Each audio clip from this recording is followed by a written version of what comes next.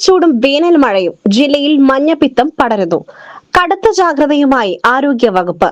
തുടരുന്ന കടുത്ത വേനൽ ചൂടിനും അപ്രതീക്ഷിതമായി പെയ്യുന്ന വേനൽ മഴയ്ക്കും പിന്നാലെ ജില്ലയിൽ മഞ്ഞപ്പിത്ത വ്യാപനം വർദ്ധിക്കുന്നതായി ആരോഗ്യ വിദഗ്ധരുടെ മുന്നറിയിപ്പ്. ജില്ലയിലെ വിവിധ ആശുപത്രികളിൽ നിരവധി പേരാണ് ഇതിനോടകം രോഗലക്ഷണങ്ങളോടെ ചികിത്സ തേടിയെത്തുന്നത്.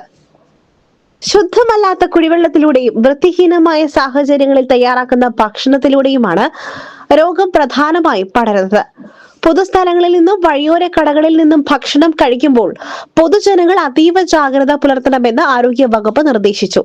ജില്ലയിലെ വിവിധ ശീതള പാനീയ കടകളിലും ജ്യൂസ് സ്റ്റാളുകളിലും പാനീയങ്ങൾക്ക് തണുപ്പ് കൂട്ടുവാനായി ഉപയോഗിക്കുന്ന ഐസ് ക്യൂബുകളാണ് നിലവിൽ പ്രധാന വില്ലനാകുന്നത്.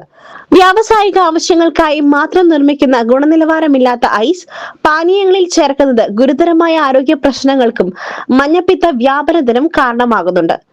കൃത്യമായ സമയത്ത് ശരിയായ ചികിത്സ ഉറപ്പാക്കിയില്ലെങ്കിൽ മരണം വരെ സംഭവിക്കാവുന്ന രോഗമാണിത്.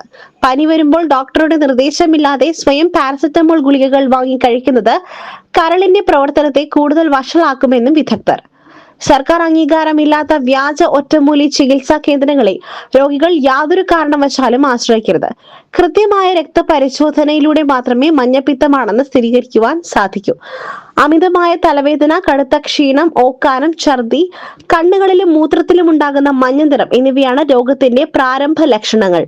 മഞ്ഞപ്പിത്തത്തെ പ്രതിരോധിക്കുവാൻ വ്യക്തി പരിസര ശുചിത്വം പാലിക്കുകയും തിളപ്പിച്ചാറിയ വെള്ളം മാത്രം കുടിക്കുകയും വേണം.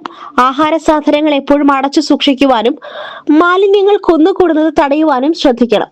രോഗവ്യാപനം തടയുന്നതിന്റെ ഭാഗമായി ജില്ലയിലെ ഹോട്ടലുകളിലും തട്ടുകടകളിലും ആരോഗ്യ വകുപ്പിന്റെയും ഭക്ഷ്യസുരക്ഷാ വിഭാഗത്തിന്റെയും നേതൃത്വത്തിൽ പരിശോധനകൾ ശക്തമാക്കുവാനാണ് തീരുമാനം. Gold, pure gold. Group Nilambur.